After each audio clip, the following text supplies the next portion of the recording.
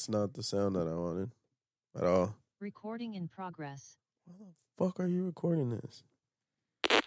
That should be Are a you drop. tired of the same old sports media? This? Are you tired of hot takes, arguments, and questions that are just completely off base? Luckily, we have something for you.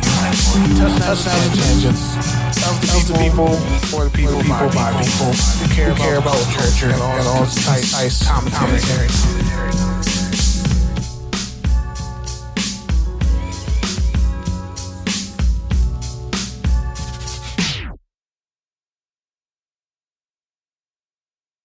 What's up, good people?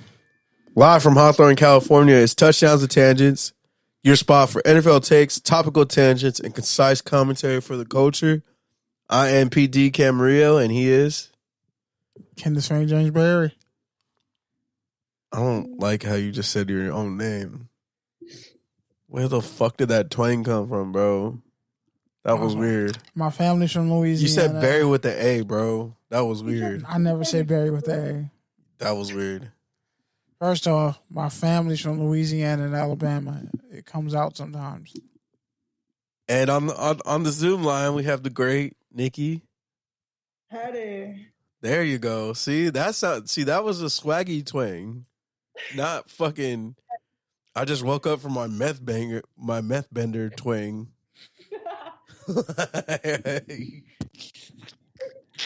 No, but why does that make sense? May the 4th be with you, asshole. But yeah, so it's been a couple weeks since we've been on air. Got a lot of shit to talk about. The NFL draft happened, which was an experience. We definitely had a therapy session last week and a number of technical difficulties, so that's why we ultimately punted the episode. But it's all good because we shed some fat. We got double the content this week. Oh, yeah. I don't know why my sounds are so loud. I miss Kool-Aid. Yeah, man. So with that, I guess there's a lot of shit we got to talk about. Let's talk about it. All right, Kenny. NFL draft. Where should we start? I told you who the number 1 pick was going to be. Okay, you and everyone else. That's literally what you're defaulting to. Hey. My guy's mock draft fell apart at pick number 2. But guess what? For the players I said who were going to go in the first round, I was about 80% right. No, you weren't. Try again. You had 9 76? players. You had 9 players. Out of 31? You had 9 players in the That's a first passing round grade. That's a that passing weren't grade. in the first round. That's a passing grade. 24 out of 32? 31. Technically. So 22 out of 31. That's a passing grade. Fuck face. I don't know about that. That's a 71%, bitch. Did you already look at it? Yes. Trust me, I've prayed over plenty of college papers before graduation to determine what's a passing grade. Nah, Nikki's right. You got a D. 22 out of 31? 68. Round that bitch up. You better hope it's on the curve. Trade outs don't count, but there were trade outs. So Wait, you said no? I think that's a 71. That's what I'm saying. No, it's a 68. A 22 out of 31 is a passing grade. I think it's 71. Oh, I thought we said 21. No, I said 22. I think I had 24, if we're being honest. No, you didn't. You cut my numbers off. No, you didn't. You can count it out right now. No, you didn't. I already did. You had 9 players not in the first round. You had a couple players that didn't even go until like day 3 in the first round. That's not my fault. Degrees. I respect it. That's not my fault. It's not my fault. Fucking Will Levis, mayonnaise man, went to the fucking Titans. I was stupid. Yep, I'm about to get Malik Willis the fuck out of there. It's like, no, now you just have 3 quarterbacks who can't get it done when you needed a receiver. Yeah, I'm surprised they didn't find anyone to take on Tannehill, but like I'm not surprised at the same time. Exactly. But yeah, man, overall, what did you take away from this draft? Raiders are slowly becoming not stupid. I don't know about that. They were on pace for kind of what the fuck. Aiden O'Connell was a horrible pick. That was like the worst pick of the draft for them. But I would say the Houston Texans are not fucking around with y'all anymore. They got a premier edge rusher and a premier quarterback. Yeah. So whoever starts is definitely worthy of being the starter. And they got receivers and 2 running backs. Xavier Holiday at Arizona State, who I think is better than Rashad White for the Buccaneers, somehow went undrafted. See, a lot of these guys that went undrafted really shocked me because they're good players and they're going to go somewhere and make plays. Like, I know at Travis Dye only didn't get drafted because he was still recovering from that horrific leg injury and ran a poor 40. But he runs like the 4.4 he said he would. But he got picked up by the Jets. Mm-hmm. DTR went to Cleveland. Perfect place for him to grow and develop. I forgot where did the Jackson State linebacker go? Florida? No, I think he went undrafted too. No, I know that, but where did he sign? I do not remember. Hold on. I had to piss. Jesus, dude, you just pissed. I told you the impacts of a juice cleanse. Yeah, I don't know about that, dude. Oh, you went through with the juice cleanse, dude? Yeah, even though I told him not to and literally sent him fucking sources that went said on a it's like 4-day the worst juice thing cleanse, for you. and I've had to pee every 15 minutes since. That's why he got the Abe Lincoln cheeks? Yeah, I don't know what the fuck is going on with him. Something's wrong. It's either from binge dieting for a week or just the fucking excess in sugar. Because for some reason he thinks eating nothing but fruit all day is healthy. It's better, but it's not. It's not the only thing you need. Yeah, fruit is good for you in moderation. Like if I eat like 16 pounds of cherries, it's not a good thing. But like, yeah, but cherries are like on the better end of the spectrum. Oh really? Yeah, he's eating like strawberries and pineapple, things that are more like on the super sugary side of the fruit. They call it nature's candy for a reason. Yeah, I mean, like I said, I feel like the natural sugars in fruit can be good for you if you eat them in moderation. Yeah, they are, for sure. I'm not saying that they're not. I'm just saying when that's the only thing you're eating. Mm-hmm. Notice that in the fitness community, like fruit in general are just like avoided like the plague. Like they act like it's like... Because it's carbs. No, because of the sugar, not even the carbs. But yeah, I mean, sugar's carbs. Sugar turns into carbs. Well, right. I'm just saying that, like, I don't know how to. I don't know. It's people act like it's worse than it is. I feel like obviously, like you don't need to eat a ton of it, but and it's the acid too. I mean, the acid doesn't help, especially if you're eating a lot of citrus. Yeah, a lot of those. Fruits honestly, I guess the only fruit that I eat really is like blueberries, raspberries, and like cherries, and sometimes strawberries. Tart cherry is what got me. Black cherries. That shit got me though. But like, the blueberries was cool. Full of the black cherries. I will eat an entire bag of black cherries like in one sitting if someone lets me. I will eat 3 pounds of grapes. Not. See, that's a lot of sugar. That's a shit ton of sugar. I didn't say I've done it recently, but I will fucking eat. You see how he modifies shit? Because I've eaten 3 pounds of grapes before. Me and my sister just eating 3 pounds of grapes. Anyways. Freezer grapes, too. Back to the draft. But yeah, Aubrey Miller signed with the Miami Dolphins. That was another undrafted free agent signing I liked. Miller got drafted by the Miami Dolphins out of Florida. Gerard Clark landed with the Chargers. I feel like that's a good spot for him. They can stash him for a year and probably eventually maybe push Joseph Day for that starting nose tackle spot. Yeah, there was a few. Even the Raiders undrafted Boise free State agents. Scott Matlock went to the Chargers, and I cried a little bit, knowing his backstory and what he went through. I was just happy he got drafted. Yeah, 4'8" guy, strong at the point of attack, versatile. His mom died when he was 9. His dad died when he was like 13. He Yeah, had foster care. I really liked what the Chargers did because you got Matlock, you got Thule. That's 2 super versatile, physical defensive linemen. You match them up with a healthy Khalil Mack, Joey Bosa, and you throw in Joseph Day on rundowns. You got the Washington State linebacker. And then you got those linebackers that are nice. You got Murray, you got Deion Henley, who's a converted safety, who's going to help them out in coverage. Quentin Johnson, who... If they get J.C. Jackson back and he's like what he's supposed to be, I mean, I think at this point they should probably even just move him to free safety since Adderley retired.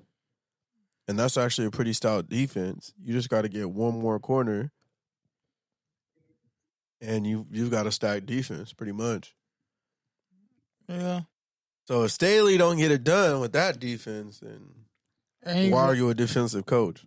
And you could, and I think they drafted a offensive lineman too. My thing is, you got the TCU receiver, so it's like, bro, it's no excuse at receiver now. Yep, you got 3 guys. That's the perfect thing that they needed too. Someone who could stretch the field, bring some speed, solid hands, make some contested catches. He's a little bit slower than Mike Williams, but he plays just as fast and can definitely play in the slot. Or you just put, what's his face?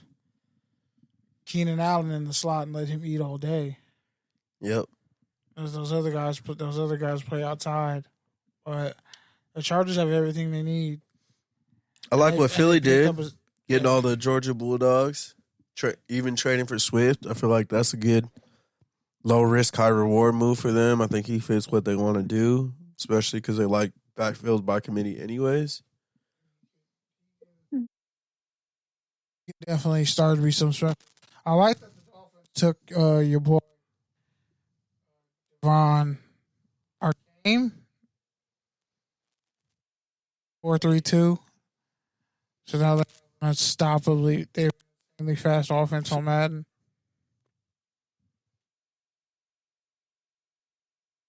That's all? Nikki was going to say something back. No, y'all was cutting out. Yeah, it's these stupid cords. We need new mic cords. Back to Guitar City we go. But yeah, I was saying, your boy TCU, the running back that went to Miami, that's actually a perfect fit for him. Other than that, the Panthers, a lot of people said they were a winner of the draft as well. Got the quarterback of the future. Who else? Detroit, they had some what the fuck moves, but I see what they were doing with Jack Campbell. I feel like they made it up in the middle to late rounds. 6'5", 250, running a 4.6, almost a 4.5, hitting everything that moves.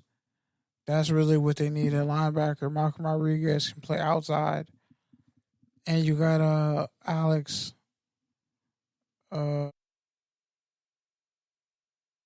Zalon. But yeah, and then in the second round, the Panthers took Jonathan Mingo, big receiver, runs well, runs good routes. He looks like an NFL receiver, and they definitely need that.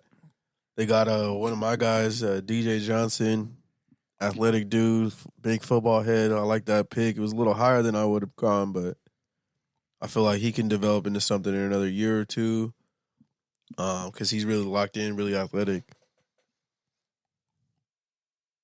Who else? The Falcons. Because they got an A+ running back. They can now use Cordell Patterson differently. They re-signed the right side of their offensive line. They traded for a corner. They got some linebackers. They got Jesse Bates, a really good safety. We're talking about the draft, bro. Okay, well, strictly for the draft, They drafted dudes that benefited the free agents that they signed. And there now, we go. if you look at their offense, it looks much better around Desmond Ridder. Yeah, I like what the Steelers did too. Address their big need at tackle. Got a great value pick in Porter Jr. at the top of the second. Get him with the chip on his shoulder now too, especially. I mean, he was a 32nd overall pick. Following in Pop's footstep. He went higher than his dad did in the draft, I think.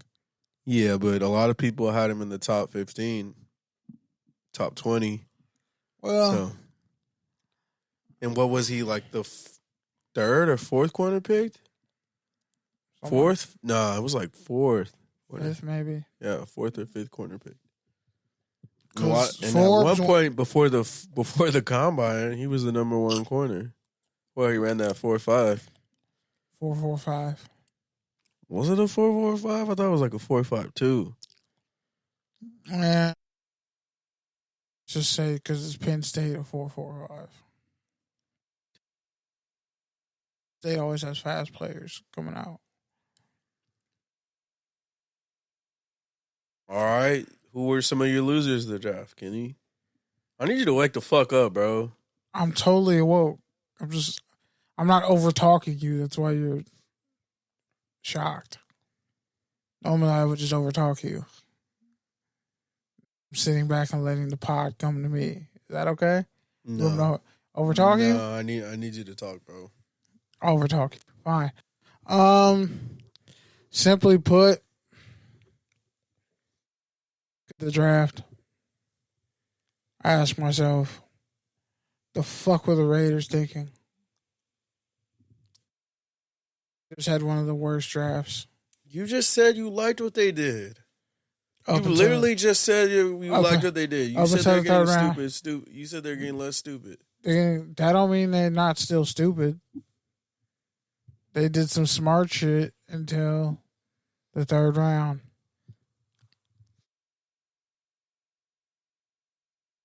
I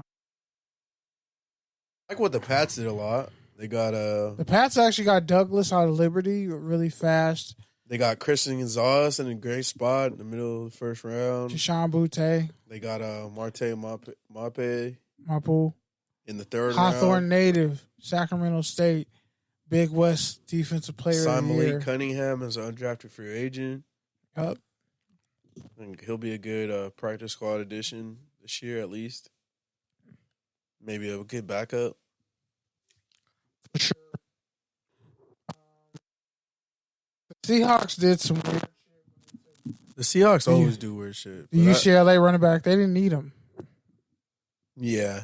But I get he wants to create thunder and lightning. He has lightning. He just needed thunder. But hearing that Kenny McIntosh call, that shit was crazy. That shit was dope, honestly. He was like crying. He was doing a sports radio, and they're like, how do you feel? And he was like, dog, like, I'm just so happy. He's like, I didn't even have to go to undrafted free agent round. Like, he's like, they got a dog in me. Like, they don't even know. Like, I'm from Florida, bro. Like, I'm a Florida boy. Like, I went to Georgia. You think I went to Georgia for nothing? You think I didn't go through adversity being a Florida boy going to Georgia? Like, he's like, I'm just so happy, bro. And he was just crying. No, I wasn't corny, bro. Like, oh, yeah, for sure. But they don't care about that. Especially at running back. They'll stash him for a year or two, and he'll have a big preseason game. Yeah. See. But, yeah, man, to your point on the Raiders, I did not like what they did in the middle rounds. Those 2 third-round picks, the 4th-round pick. Didn't take an offensive lineman. I mean, I like the undrafted free agents they got. They got a couple of DBs with size but no productivity. They got some linemen with some productivity and no athleticism. But, I mean... I'm not impressed by any of their free agents. But I think I'm not impressed by them, but I like them. Like, I feel like they fill out what they missed on the draft. No, I don't know if any of them will develop into anything because Yeah. They weren't that great, and even in college, but we shall see. I like what the Rams did a lot. Getting Avila, getting Thomason late. Byron Young, 4.43 Byron Young, 4.3. I mean, passed on him. I mean, look at what they've done with pass rushers with high athleticism in the middle rounds. Like Samson Ekebom, that one dude with the really long last name. So they that's the thing about the Rams is they know how to draft, like especially in the middle rounds. So I like what they did. Shout out to the homie Jake. Work for the Rams. On Bleacher Report, yeah, man. Shout out to Jake. That was dope. Yeah. I'm still trying to think of like who really had a sorry ass draft. I feel like that's the thing with this draft is like it was very deep. So it's like you had some dudes in the 5th round who should have been in the 2nd or 3rd. You had dudes in the 2nd round who were supposed to be 1st rounders. It was just kind of like a hodgepodge of like 2nd through 5th round grades. And it's like any of those guys and all those guys just went all over the place. So we'll see how it goes. All right, final thoughts on the draft before we move on. Everybody kind of got what they needed and then started making questionable picks. Like, were the biggest winners, like the Lions. Bro, we can't hear you. You got to stop playing with the cord. I'm trying not to, but like... But you see how I'm holding mine? Can you hear me, though? Yeah, now, but stop touching it, bro. I kept hearing a glitch, that's why. Yeah, because you keep touching the cord. All right, so the Lions, the Chargers, the Eagles, obviously, the Falcons, Houston, they're the biggest winners. The Panthers is too early to tell because their roster had an overhaul. Receivers, they got a running back who can play. I'm still unsure on the offensive line, but like,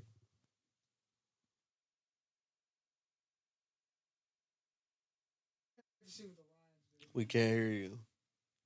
I really can't wait to see what the Lions. Why don't you hold the cord like I'm holding it? You see how I'm holding it? No, we're not, bro. Can you see?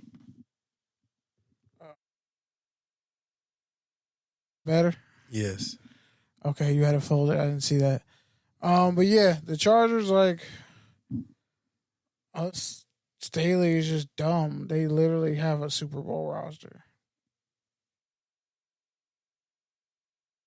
What do you want from this draft? Your offense got even better by the receiver you took. You took an extra lineman. Took a D line. I can't believe the Browns got a Devon Jones in the 4th round. That was like a great value. Bro. Especially because they already have 2 tackles, so they don't even really need him to start. Imagine Thule learning from Khalil Mack and Joey Bosa. Yeah, it's going to be crazy. And he's a hometown kid. Hasn't left. And the Patriots, I think, quietly had a good draft. My boy, he gets himself healthy. He could be a star at linebacker for them.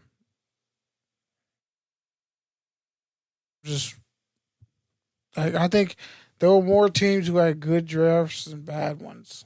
Yeah, definitely. Like that, it wasn't one of the kind of draft where somebody just shit the bed all the way. But I'm looking at the Raiders like your draft could have been better. I like what the Cardinals did. Got a tackle, guard, receiver, all great value, good upside. Everybody they got was great value. Dante Stills. All had needs, too. I mean, they addressed their needs and they got great value. Yeah, Dante Stills is a boss. The Ravens had a great draft, especially after Flowers. Shit. What you get Didn't I tell you they were gonna get Flowers, bro? I literally told you they were gonna get Flowers, and you're like, nah. They already have like 3 of that same receiver. I thought Flowers was going to go higher. I thought he was going to go to the Packers, but they took edge rusher. Yeah, but slowly, I mean, if that group is healthy, like from 1 through 5, the Ravens went from having like the worst receiving corps to having like a top 10, top 5. Buffalo had a great draft. Yeah, I like what Buffalo They got did Kincaid, Torrance, and Dorian Williams. Torrance in the middle round was, and was Justin the second Shorter. round was dope. All right. Yeah, so we already talked a little bit about the winners, losers, undrafted free agents, what the fuck moments, like when Van Ness's pops from the fucking Packers grabbed that girl's ass. I was like, what the fuck? Yeah, that was wild. That was wild. And then all the comments were like, why does this happen every single year? I was like, damn. I don't be catching that every year, but all right. It's freaks in the family every single year. That's why. I already mentioned McIntosh. Go ahead. Sorry. Go ahead. Before we move on, Kenny, you said that the Lions was one of the winners of the draft. I just want to know your logic behind that. They got Hooker. They got Gibbs.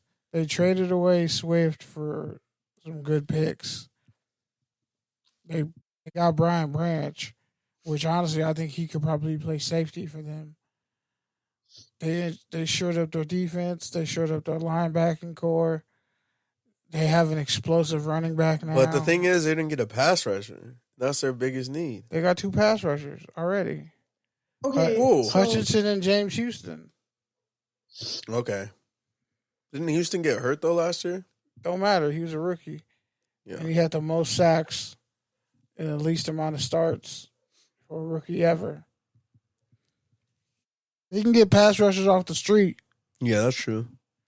But there's vets available. They're the core of their team is young, athletic, and explosive, and they can make plays. Their offensive line is one of the best in the league. They had one of the best. Yo, the Saints taking fucking Jake Hayner was funny as shit. Saints. I thought the Saints were gonna have one of the worst drafts. It was solid, but it was solid. But it made me laugh. They had a bad draft too. They're crazy. I don't think so. Why? Why do you think they had a bad draft? If Carr fucks up, they got Hayner. Like if I would rate the Lions draft as an F. What? Like what? Brian was a good pick.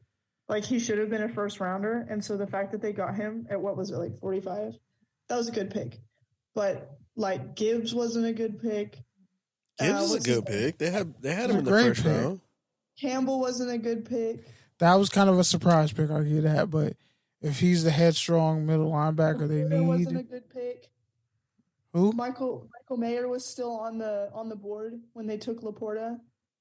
Laporta's faster. Yeah, but some people they had those top 3 tight ends all kind of 1A, 1B, 1C, just depending on what you like. And Laporta's faster, more athletic than Mayer.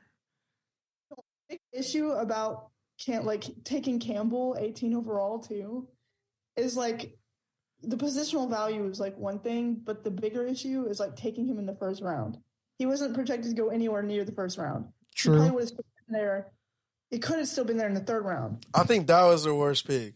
Yeah, because Nolan Smith was still there. But you could argue they made up that money just with the Hooker pick because some people had Hooker in the first round. So he was definitely going to go first round if he didn't tear his ACL. But then his injury, his draft stock was down. So you could say those cross cancel out. It was an okay pick, but Campbell was a bad pick. Gibbs was a bad pick. Laporta was a bad pick. Branch was definitely their best pick of the entire draft. Everything else was mid. The Jaguars draft was kind of mid. Yeah, theirs was highly mid. I would absolutely give them a grade of F. I would not give the Lions an F. I'll give the Lions a B. Especially with Swift, not a B. Gibbs is better than Swift, though. I bet if I looked up worst drafts, I bet the Lions would be on there. Nah, a lot of people are calling them winners. Yeah. Okay. Let me cook for a minute. I'm gonna find something. All right, but yeah, I'll just say I think the Jaguars probably had the worst one. Their tackle getting popped for PEDs, I think, is what totally shifted. Some people didn't even have Anton Harrison in the first round. Some people did, but I definitely didn't. He's kind of mid. Brenton Strange, also kind of mid. They Tank Bigsby, kind of mid. had to reach for some guys. Ventrell Miller, kind of mid. Yeah. It was Kyle Lacey, kind of mid. kind of a bad draft. Yazira Abdullah, kind of mid. Like, they got a lot of guys. Like, literally guys. Back. Yeah, pretty much. I wasted mean, my as well. favorite pick of them is the 7th round when they got Cooper Hodges. He doesn't have a lot of upside because of his size and athleticism, but if they kick him in the guard, he was highly productive in college at App State. So, Cool guy to talk to, too. yeah, he was. He was a good interview at NFLPA. But yeah, and then Nikki said the Saints draft was ass. I could believe that. It wasn't good. It was not. Let's see. Hayner was, They got Foskey. That was a great value pick. definitely. He fits what they want to do perfectly. See, look at this thing I'm reading. It says 2023 NFL Draft, the 4 biggest reaches of round 1, including Jamar Gibbs and Jack Campbell to the Detroit Lions.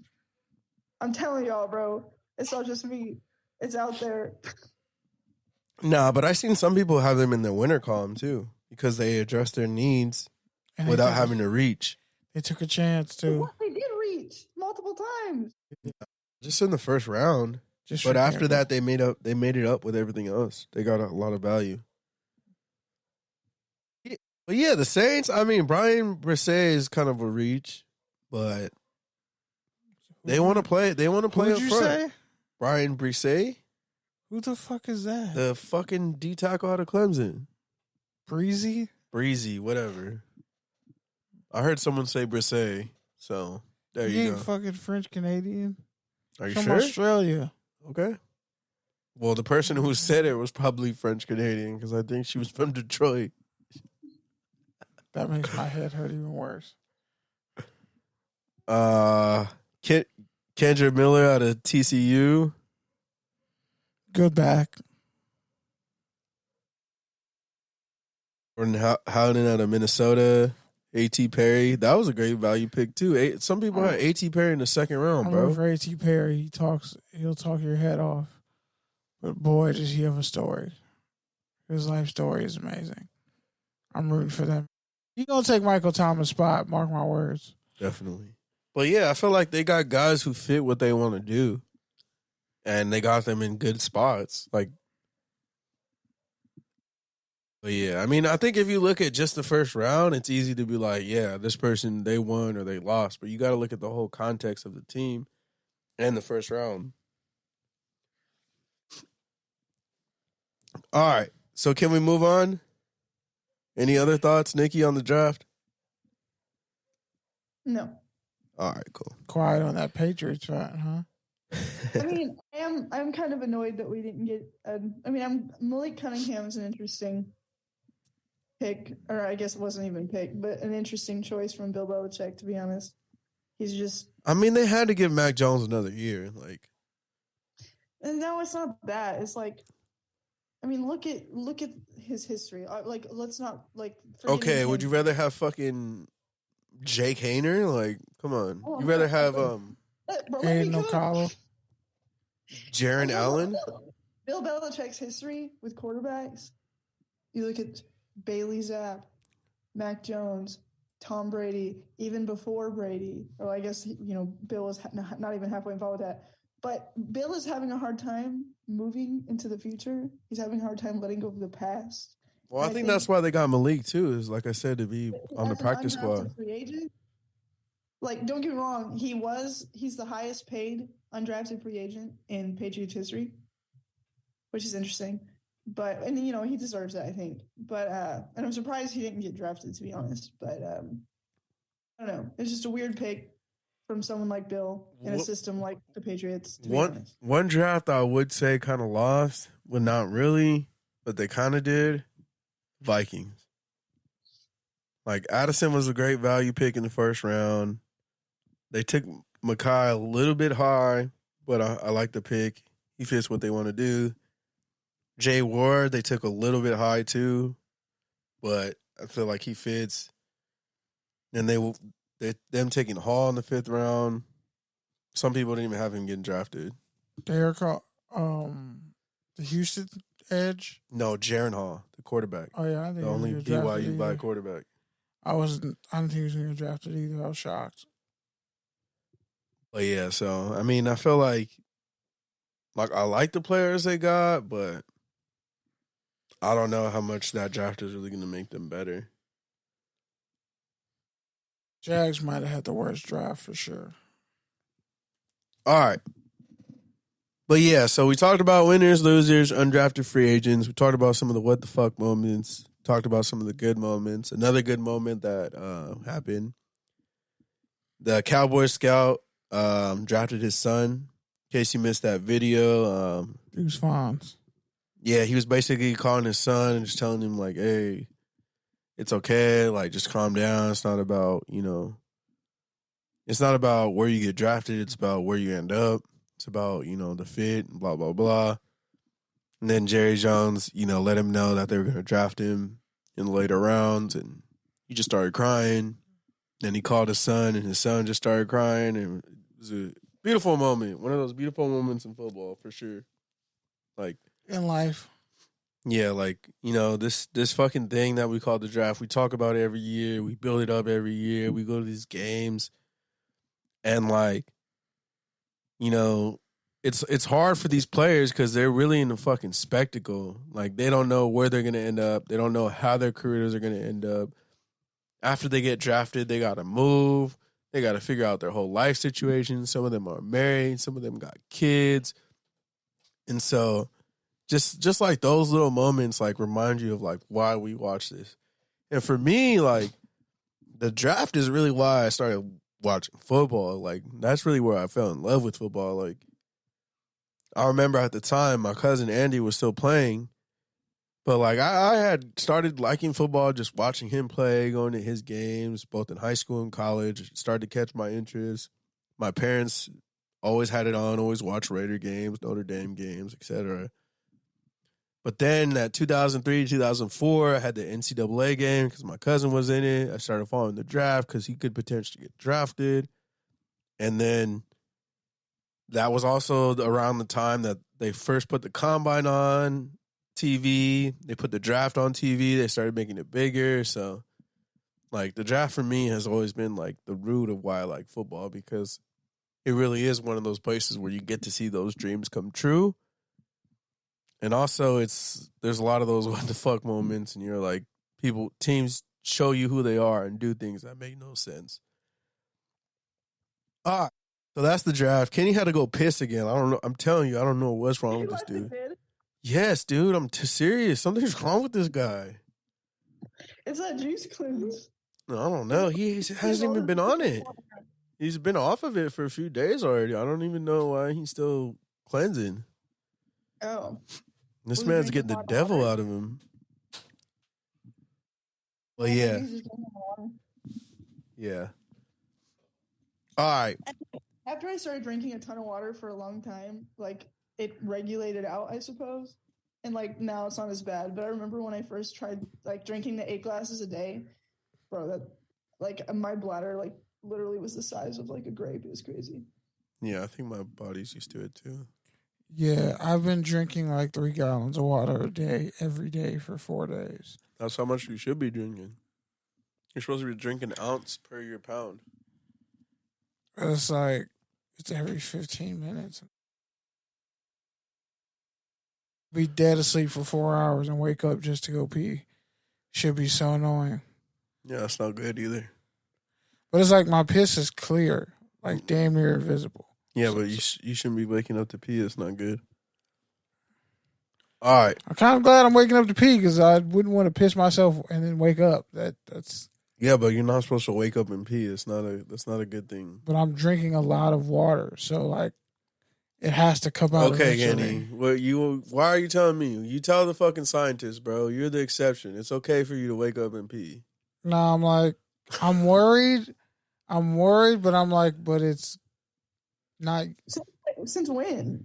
Since when is that a bad thing to wake up? It's not a healthy thing. It's not a good thing. It interrupts your sleep. Okay, but that doesn't mean you're dying, right? No, I'm not saying you're dying. I'm just not saying that that's a healthy habit. That's not something that you want.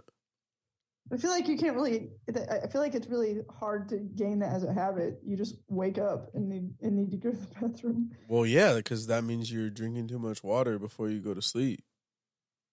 Oh, I guess. Yeah, so that's not good for your sleep patterns, your circadian rhythms. Oh, my circadian rhythm. I don't think it exists. Why? I'm just a really extremely light sleeper. Yeah, but your circadian rhythm might be different than other people's. Maybe it's skewed a little bit later or earlier, but you have one. You just might not know what it is yet.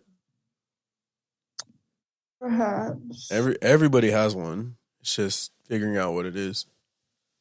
Mm. Moving on. The other big news of the week, Lamar Jackson officially signed his big contract, 5 years, $260 million. The press conference, he said he really never wanted to go anywhere else. The GM dabbed him up, gave him props for being an agent. Said he knew the right questions to ask. He did a lot of research. So yeah, Lamar might also have a future as an agent. Who knows? But shout out to that man for getting paid. Him and his mom wrote an apology. Shout out to the Ravens for keeping that thing together, and really adding to it. So he put that money in escrow because he knew what was up. As long as Lamar stays healthy, especially with the things that they've done, they can be a real contender. But Lamar just has to stay healthy for all 16 games. He's going to be, I think he's going to run less. Going to be more of a distributor, which is why they got Odell and all these other guys. Get the ball out. Somebody make a play. Todd Monken that's what he'll be good for. And on some sadder news, shout out to Shaq Barrett and his family. Fortunately, Barrett lost his daughter this week. So nobody deserves to bury their kid, especially someone that young. So prayers for him, prayers for his family. Nothing else you could really do or say because, yeah, tragic all around. She was 4. Yep. All right. And the Aaron Rodgers trade, I don't think we've actually talked about that since we've been off a couple of weeks, but that's been official. They also signed Randall Cobb, his longtime free agent, a longtime receiver. So things are looking up in New York. He was out there courtside at the NBA game, taking pictures with Melo and his son. They said Sauce Gardner didn't know who Jessica Alba was, which is fucking funny.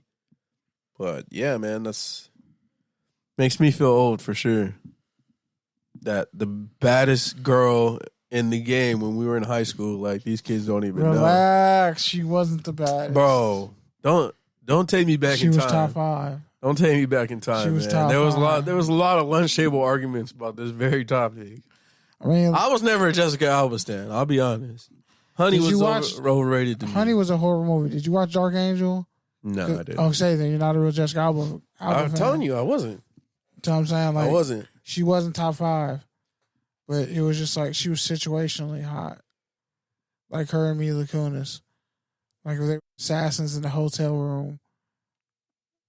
So they were gonna kill you. I always like Jennifer Lopez. I like Jessica Biel. I like Jessica Simpson. I had a fucking white girls. Eva Mendes. Eva Longoria. White girls. I mean, like adjacent, but yeah. Eva Mendes isn't white. Jennifer Lopez. She's not.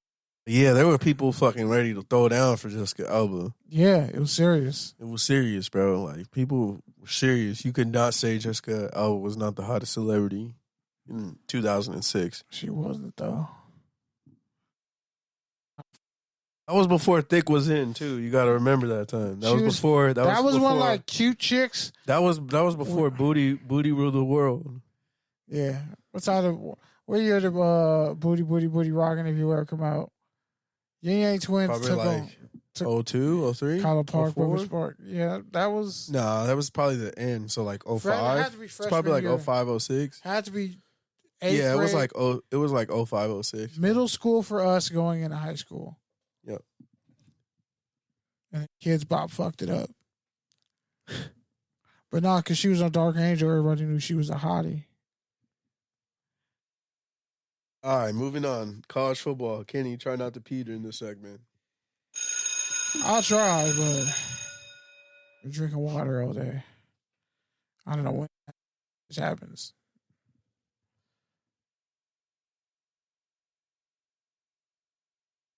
Pac-12 Media Day will be held. Oh my July God, bro. 20th. This is not going to be like your USC spring game In where you don't Las have any Vegas. college football headlines for the month. and Ain't you shit just happened, tease bro. one fucking event. Nothing's happened. So what are you getting mad at me for? I could tell you about the fucking 200 transfers that have happened, but you don't care. I could tell you about Deion Sanders has pretty much moved out 56 players out the program since he's gotten there, including a Colorado legacy. That shit's wild to me, bro, because how are you going to be Starting like... corner left. Because how are you going to sit there and be like, oh, I'm ashamed at the NFL for not drafting any HBCU players. But it's like, bro, you left an HBCU. Like, we gotta stop making Deion Sanders the fucking thought leader of HBCUs because he didn't go to a HBCU. He only coached at one for 3 years. And it coincided with his son being there. And he left at the first chance he got. So, Oh my God. Me, Obi, and 100 other HBCU reporters have literally... You're not an HBCU reporter, my guy. I'm not, but like I talked to Obi about it and other people, and they're the ones who have the full story. Like, preyed on black people's religious beliefs. So, get people to support the program.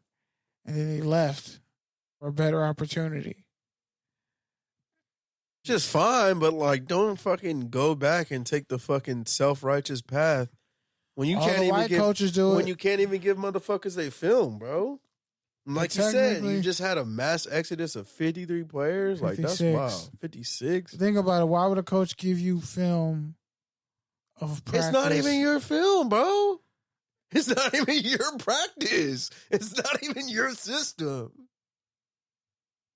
Might use some of that That's stuff. wild, bro. They might use some of that There's stuff. no explanation for that, bro. I just told you. There's no explanation. Coaches for don't do that shit. Yes, they do. As you All the go other back. coaches are doing that shit in the transfer portal, Coaches bro. he not doing shit like that. Coaches, yeah, that's fucking coaches are terrible. not doing that. That's terrible. And why would I give you film? when That's you- like at the high school level, not doing a film exchange, bro. That's mad corny. But like yo, you won one game last Like, year. oh, we're not doing a film exchange. Like, what the fuck? Everyone does a film exchange. All right, I'm just gonna go on fucking Huddle and watch this shit. Like, you're stupid. Like, okay, I'm gonna run up the score by 56 now. you yeah, fucking asshole. like, what the fuck? But yeah, man, I think that's pretty fucked up for Deion and just be like, yo, shame on you in the NFL. Like, bruh. His starting corner, he didn't want to leave. We'll see. Like you said, Pac-12 like, the media same thing day could be is going to said be about- interesting. The same thing could be said about Travis Hunter. I'm pretty sure Jackson State didn't want him to leave. They didn't want Shiloh to leave. Yeah, but what I'm saying is they're not being a fucking thought leader and saying, shame on the NFL, blah, blah, blah. They got their head down, fucking coaching, doing what they do. Because only one dude got drafted. Who, by the way, he was a transfer who went to State. Well, Deion, like you said, pretty much just took whatever little HBCU clout there was and parlayed it into something better for himself. As they end up winning 4 games, don't say nothing to me. That's your guy. Nope. Because I already know what my first question is. And I've been telling everybody, this is not going to shock anybody. It's just going to prove what kind of person we're dealing with. How do you think your son, where does your son rank amongst the best Pac-12 quarterbacks? And if you say above Caleb Williams, you're smoking all kinds of crack. That's my point. Let's get to that. Where does your son rank amongst the best QBs in the Pac-12? He's honestly 6th. He's not better than DJ Ukulele. Isn't there another Pac-12 quarterback who they said is going to go in the first round? Michael Penix Jr. Yeah, there you go. I already told you DJ from Oregon State. You got a quarterback from Arizona who was the Notre Dame quarterback who completed like 90% of his passes against USC. Jesus. So he was like, wow, I completed all these passes against USC. Might as well just go to the Pac-12. Yup. You got Bo Nix out of Oregon. Like, it's about 6. Like, this is probably the heaviest. This is probably like the heaviest rotation of Pac-12 quarterbacks ever. You got to wrap it around the little bolt thing. Yeah. And then hold it. This is probably the deepest Pac-12 quarterback conference ever. All right. Other news Utah on got here. a QB, and I don't even know that motherfucking name.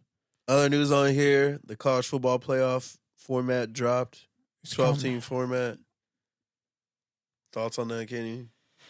It's going to be a bunch of fucking SEC schools. And, there's a bunch of billboards around L.A., telling the Heisman telling the NCAA to give Reggie back his Heisman. Because they should. And Reggie has no comment. So there you go. His documentary coming, though. All right. Nikki, you ready? Yep. All right. Let's start with touchdown or turnover. If I can find the fucking sound.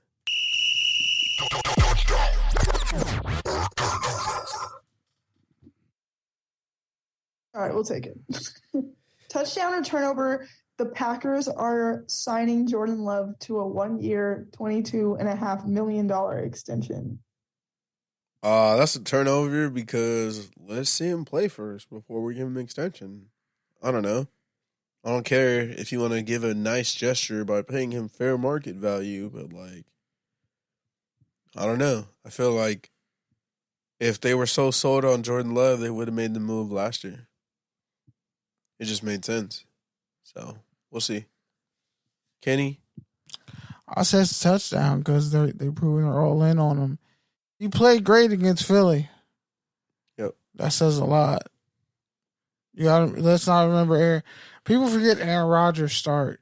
Aaron Rodgers played really good, then broke his fucking foot, sat out a whole year, came back, eventually became the starter. Had some bad games, but didn't turn the ball over. But he got better. He's almost on the same trajectory as Aaron Rodgers. So it's a touchdown until he fucking stinks it up. All right, next one. Bill Belichick seems to be sticking to his guns with Mac Jones this season. Touchdown or turnover? I'll say it's a first down at the 50. I don't know. I don't know. I feel like that's going to be determined by how well Mac plays this year.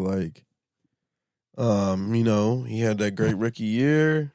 Last year was so-so, but he also got hurt, and the team's been going through transition. So I feel like this is a year where we find out if Mac Jones is really has top 10 quarterback potential, because you got to have a guy to who's going to be able to beat Joe Burrow, Pat Mahomes, and Justin Herbert and Lamar Jackson. Some point you're going to need a quarterback who just can make a play and make a leader drive against one of those prolific players. Kenny? I concede my time on any more Patriots quarterback talk. All right. I just refuse. Next one. Randall Cobb is reuniting with Rodgers on a 1-year deal with the Jets. Turnover. The Jets have too many damn receivers already. And he's just taking up space. Yeah, I thought Cobb should have retired when he was with the Cowboys, if I'm being honest. He should have retired this year when they walked out with Aaron Rodgers and they hugged. Yeah, my voice is fucking up. Next. I've been doing way too much talking this week. Let's see. Ravens signed, forgive me, is it Yasin? Mm-hmm. Rockison. Former Raiders and Indianapolis Colts corner. 1 year, $6 million deal. Great value for them. Former all-national state wrestler in high school. Smaller body, but still physical. Injured half the year. Yeah, he was playing well until he got injured, honestly. But I think that's a good spot for him because he doesn't have to. He just has to be solid. Like he doesn't have to take the ball away a lot. Like he doesn't have to do a lot. He just needs to play his role. And they have enough playmakers on that defense that will complement him. Versus the Raiders, it was like he was the only competent corner. And he'd make some pass breakups. It's like, bro, we need a pick. Like, but I think that's a good spot for him. Next. No comment, Kenny. He said everything I've been saying for the past year. You're very quiet tonight. And I was like, he was. See, thank you. He was. I'm glad I'm not the only one because when I say it, Kenny has a fucking 7 fucking RDF explanation about why he's not tired and why he's on his A game and why he doesn't look like shit. Excuse me for not like talking so much. I'm just glad someone seconded and validated me. Thank you, Nikki. I appreciate it. The one time I'm not talking so much. I'm sorry, guys. All right. Anywho, we got Puna Fords headed to the Bills. I think there's a touchdown. There's a lot of synergies between those Bills and Seahawks defenses. I feel like they trade players a lot more than people realize. But yeah, he doesn't have to be a starter there. He can be a rotational guy and bring them some run stuffing that they need. That cold ass weather. He's gonna bring the run stuffing that he brought when Josh Jacobs had an 87-yard touchdown game-winning run against him. Go look at the tape. Puna got flattened. He's small, bro. He's like 5'10". But they had him as a starter. He's a rotational guy. He's shorter than me. Bro, he was what? Undrafted, 6th, 7th round pick? He's been a pretty solid starter considering that. Do you trust Texas D tackles? That's Malcolm Brown. You took too long to answer. It's Malcolm Brown. Say that as if it's not half of D tackles. Yeah, that's true. D tackles 29, 30, 31. Gets hard to maintain all that weight and maintain all that speed and explosiveness because you're literally lunging yourself into an unmovable object, a 6'5", 6'7" defensive lineman. I mean, offensive lineman.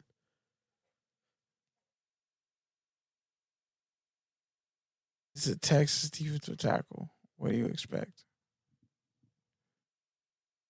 To be a fourth defensive tackle. He didn't go high for it. That's a good spot for him. He's supposed to be. All right, cool. Why are you hating on Puna Ford? What did Puna Ford do to you? He just hates Texas. He's just trying to find a reason to hate Texas. Yeah, Puna Ford is like the only player that I like. Like Texas players plays suck. Hard. Texas players suck and are overrated. Plays hard. He wasn't overrated. Half of active NFL players are from Texas, bro. Longhorns? What? Yeah, that's a tougher question. Isn't it? Are you talking about Texas the school or Texas the state? Texas the school. Okay, well you said How am I supposed to know? Hey, I've been hating on Texas. Bro, you want to talk about Texas? Longhorns Talk about forever. USC players. USC players are just as overrated. I don't expect much from USC players. Bro, you can't even say USC. What the fuck is wrong with you, dude? Get off my airways. You're disrespecting the pod at this point. That's disrespectful. Shit. I'm just not talking as much and picking my spots. See, the church is spoken. Normally I have more energy. I don't this time. I'm sorry, guys. I'm going through some medical shit. All right, next one. All right, D-Law gets $90 million on a 4-year with the Giants. That shit was wild. Speaking of defensive tackles, that's wild. That's a lot of money to give. One of the best. But he is one of the best. So He's the reason Cleveland Farrell got the 4th overall pick. Saquon over there fucking sitting there like, damn. So I'm not everyone else paid. getting paid but me. You paid the nerd and the one defensive guy we need outside of Leonard Williams. Just sitting here about to play on 1 year, fully guaranteed. All I'm saying is, I told y'all. You told us what? What did you tell us? First off, I said Dexter Lawrence is a monster. He's going to collect a fat payday. I said this a couple of years ago. He was on Monday Night Football. That's not a hot take, bro. Tearing it up. That's not a hot take. You're like, no. I never said no. I like you said Dexter those Lawrence. Clemson guys are overrated. Christian and Dexter are never going to break the bank like that. I never said that, bro. You did. I never said that. I did say Clemson defensive linemen are overrated, but he's clearly the best. Yeah. He's been the best. He's proven to be the best. I know he was the best when he when he came on as a freshman. I was like, he's the best dude they have on the D line.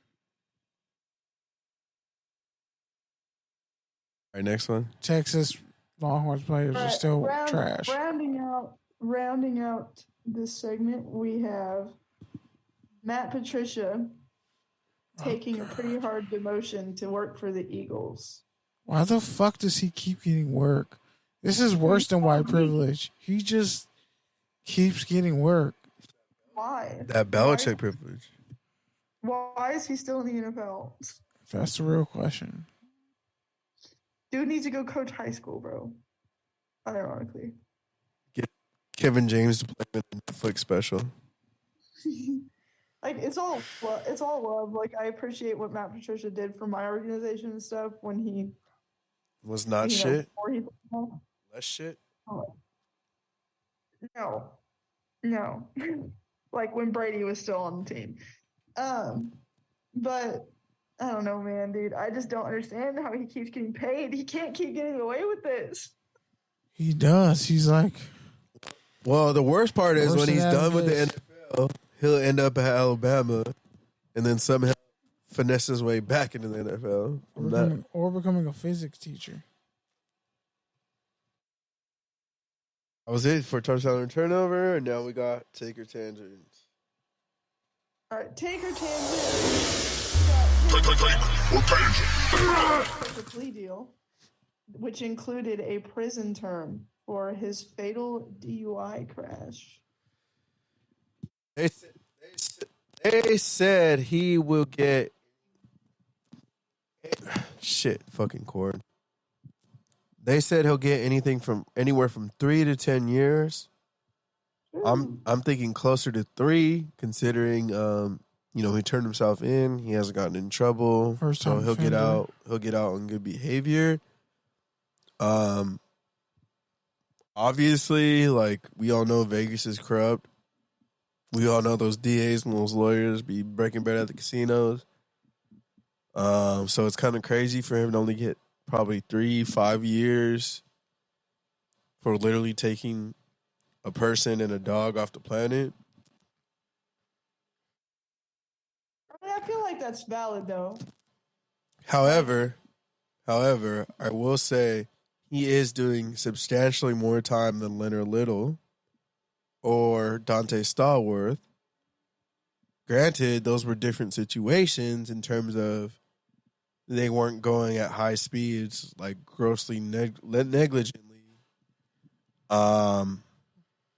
But still, similar crime, a lot more time for Ruggs. I mean, he'll be 26 to 33, so there's some chance that he can resume his athletic career, but the NFL will never let him probably be in the XFL. The NFL will never let him back in. Why? They let Leonard Little in. This is a different They let time. Dante Stallworth in. That was 30 years ago. It was like 20. Leonard Little was closer to like 30 years ago. Yeah, like 25.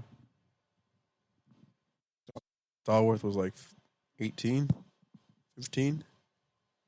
Close, yeah. It's over for him. Some leagues don't even let you in based on criminal background, so it's over for him. Nah, the XFL, if they're still around, we'll pick him up. If it ain't Trophy Football League. I mean, maybe he doesn't want to come back. Oh, he'll want to come back. I mean, you have to realize, like, obviously, like, everything was an accident and it was a mistake, and you know he was young and kids do young stupid things, but at the same time, like, I don't know, like, what kind of place was he in to be doing something like that? Well, he was fine with his girl. Right. But, like, driving fast as fuck, drunk. Typical. What put him in that position?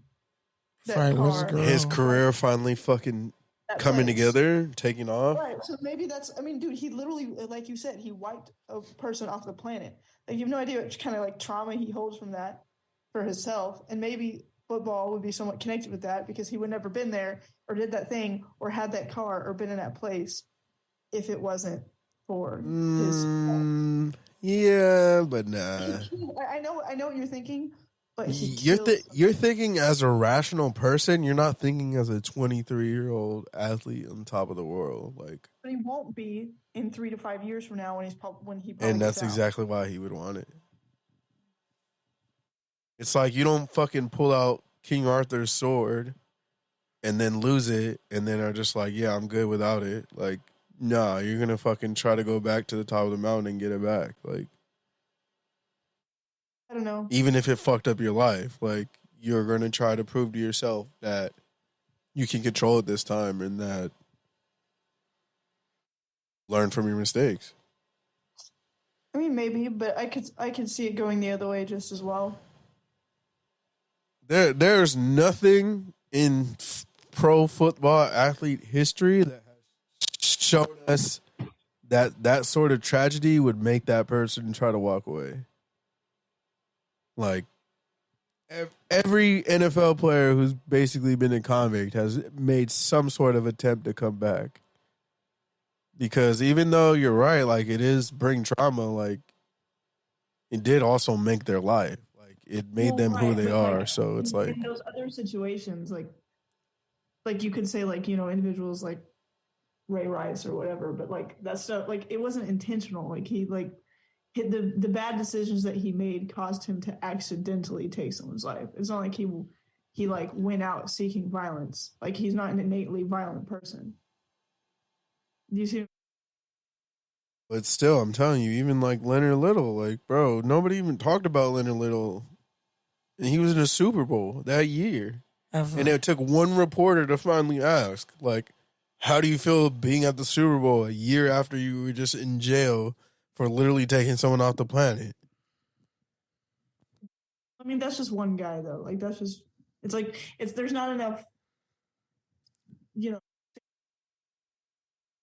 there's not enough samples to, like, make a statistic out of it. I just really don't see him being like, yeah, I'm too traumatized by my former life that I'm just not going to play. Like, I don't see him having a Nazir Adderley come to God moment. Like, I mean, I've seen like things like that, especially because like his career was really just taking off. Like, he was really just putting everything together. Like, literally right when that happened, like, he literally had his best string of 3 or 4 games, and then the bottom fell out. Mm-hmm. So it's not like he was at the apex of his career, like even Stallworth or, you know, Little was in the prime of his career. So it's like, yeah, he was just ascending. And if he gets out in 3 years, I mean, he'll essentially still be in his athletic prime. He'll be 27, 28. Like, can he NFL level of shape? Shit, I don't know how big their yard is, but as long as he can sprint and do push-ups and squats, like, that's enough. Yeah, but like, who is he training with? A bunch of random guys that are in jail with him?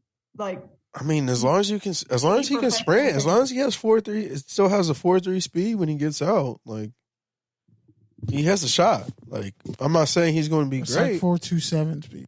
Yeah, 4.27 speed. So, like, as long as he's still running and able to sprint and get to that max speed, like, somebody will take a chance on him, especially if he's fully rehabilitated and fully remorseful and accepts responsibility for what he did. Yeah, I mean, the thing, like, since middle school, dude has probably been, practicing and playing football close to every single day since he was literally, since he was 18. And then to go from that to nothing for 5 years, like, he's not going to get any, like, meaningful training. He's running and lifting weights, but he's not like getting any, like, he's not practicing his craft. Like, you know what I mean? Like, and the NFL, like, continues to, get, how do you say, so much better exponentially that he may get left behind. But the thing is, you can teach route running, you can drill all that, you can train all that. Can't train 4.2 speed. You have to get some real good homies in jail to be able to help him out with that. You can't train 4.2 speed. Well, yeah. I feel like you get what I'm saying, though, like, to a point, no? I get what you're saying. I just don't agree with it at all. Like, I don't see it happening. Like, I mean, yeah, he's going to come out rusty. Like, I'm not saying he's going to come out fucking great.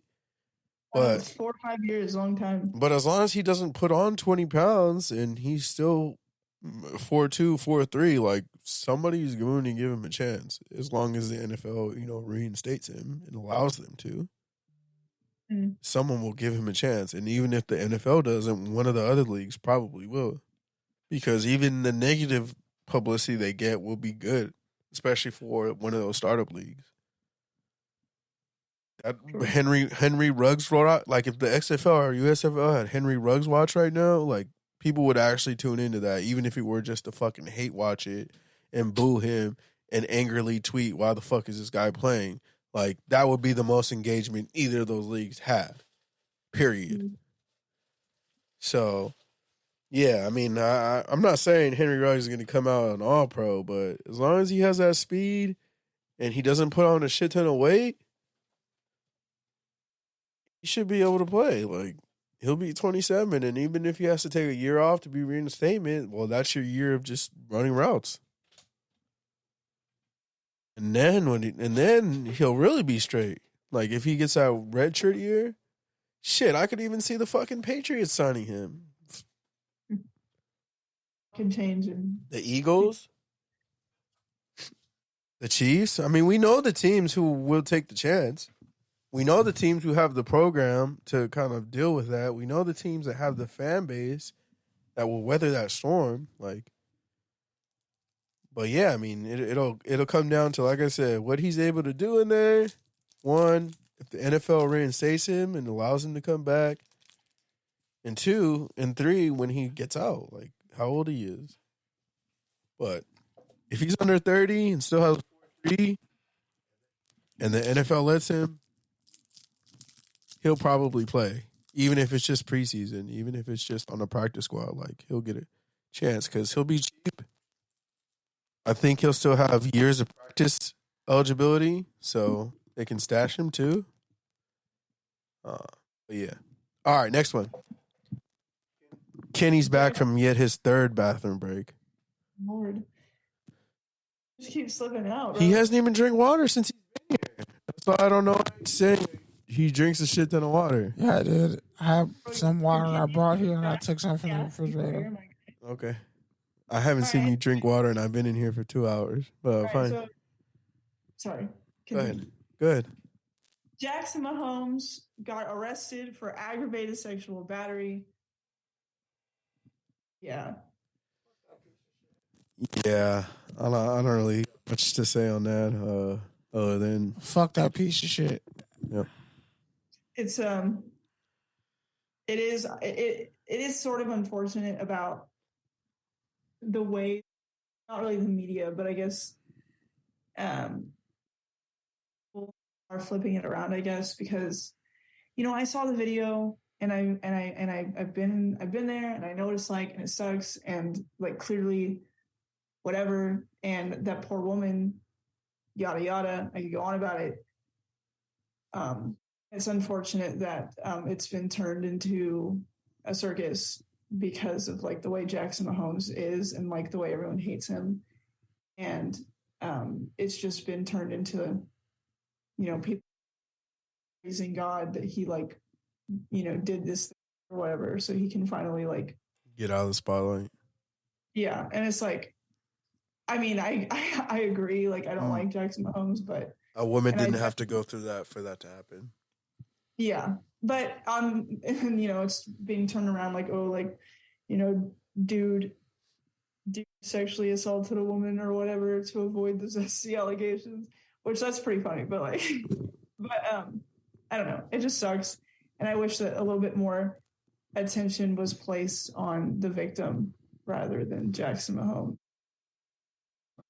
But that's why it's hard to talk about these situations because, like, the victim might not even want that either. So, and she has made it clear that she didn't. And people kind of, I mean, people are going to do what they do, whether or not like they don't care about hurting this woman's feelings, clearly. But it is unfortunate because she has multiple times talked about how like she didn't want it to be like this. But like, it's crazy too is that like his decision making in that whole process is crazy to me because like that was like the owner of the club that you did that to. That wasn't just some random girl. Like that wasn't just some groupie or a waitress. Which either way, don't do that. I'm not giving like I wouldn't give it a chance to do that. But like the like owner of the club, audacity, like, like yeah, exactly the audacity. Yeah. Like who do you think you are? Like you think you're so cool? Like you have all this clout and money because you ride on the coattails of your brother's fame, so you can literally assault the owner of a club on camera and think that you're untouchable. The level of like piece of shit ideology is just like absolutely like astronomical in that situation. But yeah, I'm sure he won't get anything crazy just because, if he actually, I'm sure he's already out on bail and he'll get like probation or something. I don't even think he'll see jail time. Who knows? Hopefully. Who knows? I mean, it's one of the most powerful people in that state. Like, who knows? Who is the most powerful people in the state? The owner of the club. Well, wouldn't you say the Mahomes family is pretty powerful? But Kansas. I mean, fucking Midwest versus Texas. Yeah, I know the Midwest. They hate their women. And no, but I mean the Midwest versus Texas.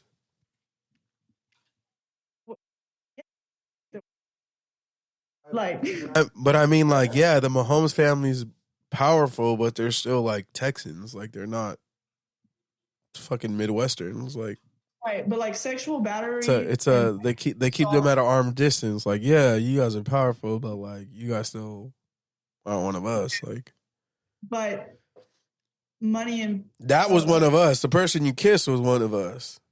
A rich and powerful man, and you can give us 2 rings, but you can't just go around fucking doing whatever the fuck you want. Like, no, I think they hate their women a little bit more. Sexual battery cases and stuff in that sphere of like, assault and molestation and what else? It's like criminally under sentenced in southern states. So I wouldn't be surprised if he didn't go to jail, considering his status and his connections. So, but if he does, good. Hope I never see his face again. And I hope his account gets banned and no one ever talks about him ever again. All right, next one. NFL misconduct. I'm not sure what this is referring to.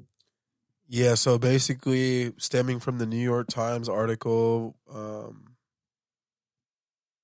with the Washington Commanders last year, the state of New York and the state of California are opening investigations into the NFL and the NFL clubs for hostile work environments, mistreatment, misconduct, et cetera, et cetera.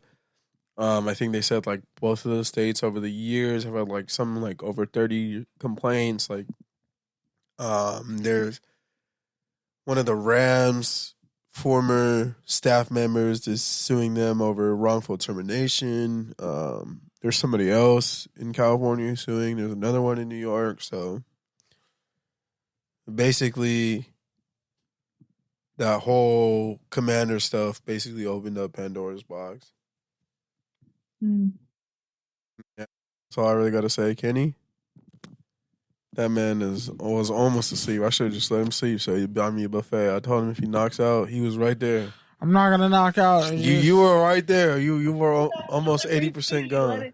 No, on my The head went back. On my nephew, I wasn't knocked out. It's just bro. You always on be this saying on your particular nephew case, when you're asleep, bro. I You gotta stop saying cannot that. really speak on this since it's an active investigation and I actually work for the NFL. Kind of gotta just. That's why I let y'all cook. Nothing I can really say here. All right, next one.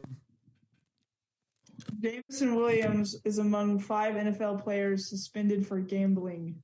Another thing Kenny can't talk about. The only thing I can say about this is that these You don't gamble or play fantasy football for over $125. No, these gambling apps are snitching on NFL players. Of course. So that's all I can say. Why do you think they're snitching on the NFL players? Money to snitch. Exactly, so that they don't want to piss off their partner in the NFL. It's like not only can they get money from one hand, but they can get money from the other hand and protect the money that they're getting from the first hand. So it's just good business for them to snitch. It's crazy though, because yeah, man, I don't know. We're definitely in a new kind of territory with this whole gambling thing. I believe Michigan was in the top 10 for revenue and gambling, but I think that's also what California is going to have to figure out how they're going to prevent that, because between that, Calvin Ridley, this whole FTX stuff that's still got to come through, the finances of athletes are really going to come under scrutiny, especially if this whole macroeconomic climate continues and this whole labor awakening continues. There's just a lot of forces right now that are going on. It's kind of a weird time, and I think athletes aren't going to be safe from it either. People are going to be counting their pocketbooks, period. Next. Cam Robinson's suspension. I forgot what that was about, Kenny. I forgot why he got suspended. Was it PEDs? Talked about it. We were talking about draft grades. That's why they took Anton Harrison. It's because he's going to be suspended for 3 games? I think it's 6 for PEDs. So they needed a tackle. They lost. And he just got paid, right? Yeah, he just got paid. They need Cam Robinson and use him for a quarter of the season. A third of the season, my bad. Yeah, the Jaguars definitely need him. So, well, next. It says it's A's to Vegas. A's? Oh, Oakland A's. Yep. So, yes, once again. It's a $1 billion facility they're planning on building. Yep. So, once again, Oakland loses another pro sports team. And again, this one is to Vegas.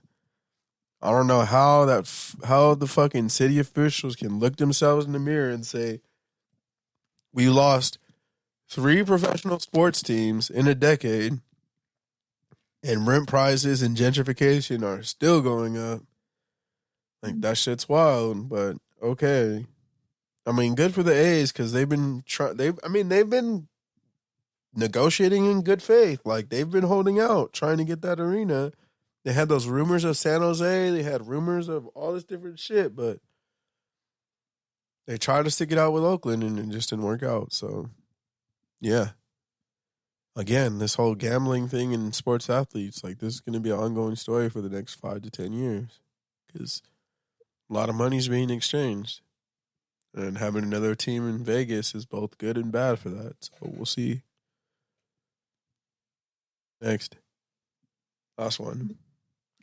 The Lakers head coach describes the LeBron and Curry rivalry as the best rivalry of this generation. I mean, it kind of is when you really think about it. I mean, it's like the cookie cutter fucking baby version of Magic versus Bird, like, but it extends across conferences and teams and play styles. Like, they have two different play styles. They play different positions, but they've had their battles over the years. So I definitely agree. It's a generational thing, and they're similar ages because Curry, went to college. Kenny?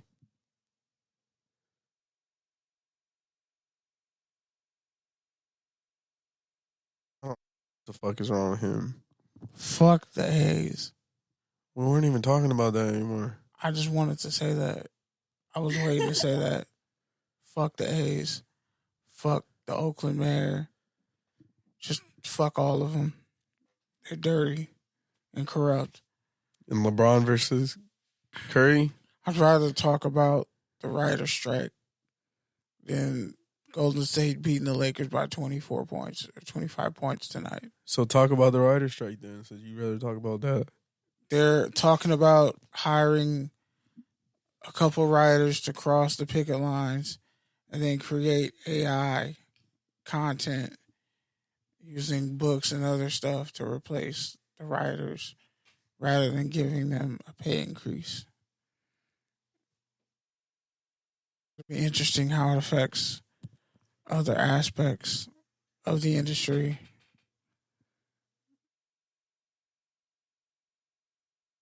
That was it.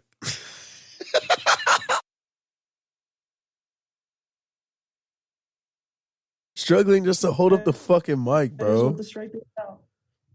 Yeah, whatever the opposite of cooking is, that's what you're doing. You're fucking simmering, bro. You're stewing right now.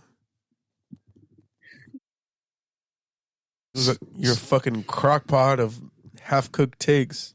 Nah, it's not a half-cooked take. I'm just like... That's the title, crock pot of half-cooked takes. That was just my immediate response when I was reading all the information about that. It's fucked up.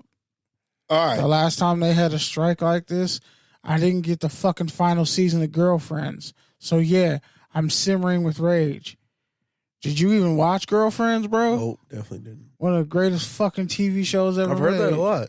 I've actually heard that a lot. One of the greatest fucking TV shows ever made. You know what we did get during the writer's strike, though? What? Burn notice. I'll kill you. I'll kill you and fall asleep. That was literally the only show on during the last writer's strike. Most confusing fucking ending ever to a show. They had like two fake endings and then one real ending, and none of this shit made sense. Fuck Burn Notice, bro. Just fuck Burn Notice. All right. Fair or fade. The 2020 class has less options picked up than any other draft class. Kenny, fair or fade? That's totally fair. Play better. But the Cardinals don't know what to do with Isaiah Simmons. So, I mean, the Raiders should probably swoop him up for a trade. They should swoop up Patrick Queen for a trade. But the Raiders are stupid and like playing with shitty linebackers. So, there you go. Yeah, it's not really a surprise when you consider some of the picks in that first round. I mean, just look at the Raiders draft that year. Terrible. And it was a COVID year, so it was tough to scout that year, but still, teams really just fucking overthought things.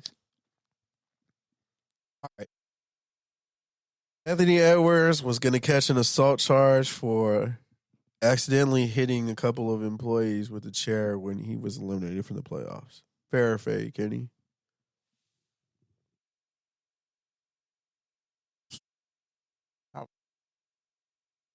Yeah, that shit was a fade, bro, because, like, what the fuck? That shit was, like, literally an accident. Like, he was mad, but, like, he didn't do it on purpose. Like, and it was not, like, a full-on fucking WWE throw, bro. Like, it was a fucking flip toss. Like, get the shit away from me. Like, get the shit out of my way, more so than just a fucking blatant disregard for human life. Like, that's why I laugh at the Gorillas and the Kings. Too much fucking jostling and joking and not enough execution. All right, Stephen A. Smith said Kawhi Leonard should retire because of all the injuries. He called him the worst superstar of all time just because of his personality, load management, injuries, etc. Fair or fade, Kenny? Stephen A. Smith is one of the worst journalists of all time, or talking heads of all time, and he should retire. Damn, that was kind of fucked up. With that bum-ass hairline. That hairline is literally, like, offensive to my eyes. It triggers my migraine headaches. It's like Marcellus Wiley talked about it, like some other cats have talked about it, but it's like people that are from LA, they don't have to act tough, bro. They don't have to bang because like their family's in it. Like they're protected from it because they have extraordinary talents. They have extraordinary things going on. So it's like for Stephen A to kind of just speak on Kawhi like that, like, bro, look at this man's family. Like, he lost his dad when he was young. His sister, estranged sister, just went to prison for life. Like, oh really? What's true? Like he was Murder. Yeah, attempted murder. He was bastardized like Lamar Jackson before Lamar Jackson. And he was really just trying to take care of his body, take care of his knee. People kept telling him he could play, and he didn't feel like he could play. With the Spurs and the same thing with the Clippers. Spurs fucked him up, though. And guess what? Like, he still, when he has played, he's still been him. And that's because he hasn't played through that stuff. So I can't count, just the same way you can't count someone's fucking pockets. Like, you can't count their health. You can't tell them, no, you could play. You can't be mad at them for being exactly who they are from day one. Like, yeah, Kawhi Leonard was a corny, awkward dude when he came out of San Diego State. Like, the Spurs knew what they were getting. That's why they got him. Like, the Raptors knew who they were training for, and the Clippers knew who they signed. Like, he's from clearing side. He's from killer side. And by the way, Pete, he's actually from LA though. He moved to Riverside. Yeah. By the way, Pete, you should make fun of people who are sickly. Yeah, I'm not making fun of you, bro. Like, I'm legitimately concerned. Like, seriously, I don't know what's going on with you. All right. Hall of Fame coach Phil Jackson says he hasn't watched the NBA since 2020 because of the political and wokeness. He said he's not enjoying the game since the bubble play, BLM, fair or fade. Phil Jackson just got to shut up, bro. I mean, the more you let white people talk, the more you find out how racist they really are. It's not your time anymore, bro. You retired 10 years ago. That's what I'm saying. It's been like 10 years. You fucked up the Knicks front office. Well, the Knicks front office was already fucked up. Oh, you made it worse. I guess. It's kind of hard to, like, make a dumpster fire worse, but you can't keep it going. Try pissing on it. Some people call it warmth. Some people call it dumpster fire warmth. Yeah. But yeah, Phil Jackson, just shut up. Nobody cares anymore, bro. Yeah, what that was? Did you make that up all by yourself? People call it dumpster fire warmth? Well, that's what the fucking Knicks fans who still have season tickets over 20 years of mediocrity, I'm pretty sure they were calling that warmth. Something to do. Something to keep them away from their rat-infested brick walls. Like, damn. Fuck New York. Thankfully. Not trying to get packed out the next time I go over there for work for no reason. A bunch of Puerto Ricans. Respectfully. I mean, they be like, fuck LA. It's too sunny. I can't deal with all that sun. I gotta wear sunscreen. The water's always dirty. You got the ocean, you can't even go in the ocean. Almost at the end. LeBron doesn't get a single MVP vote for the first time in his career. Fair or fade, Kenny? Fair. He didn't deserve it. Yeah, and he missed time. And the Lakers sucked for a while. And I've been telling y'all, all of a sudden, Laker fans want to be fucking pro AD again. When all y'all motherfuckers were trying to trade that dude after like 10 games, you're like, yeah, we should just trade AD. He's been hurt the last 2 years in the playoffs, and the Lakers are sorry, and LeBron's washed. And now that he's doing 35 and 15, the best number since Shaq, everyone's like, oh, AD. I told y'all he was the MVP of that bubble year, and he's the MVP of this year. For that team, at least. So, yeah, I mean, I think it's LeBron. I mean, LeBron knows and understands. Like, I'm happy for Embiid. He could have won it any of those last 2 years. And Giannis already got enough. Jokic already got enough. So just let it be. All right. Last one. The Grizzlies say they won't re-sign Eli Apple. I mean, Dylan Brooks. Where is he? Eli Apple. That's funny. That's funny. Yeah, it was a joke. It's a joke because I don't want to be left out. Yeah. Dylan Fucking Brooks. Dylan Brooks is the Eli Apple of the NBA, basically. Oh, because he's a little like bitch to talk shit, but then will run away. Adjacent.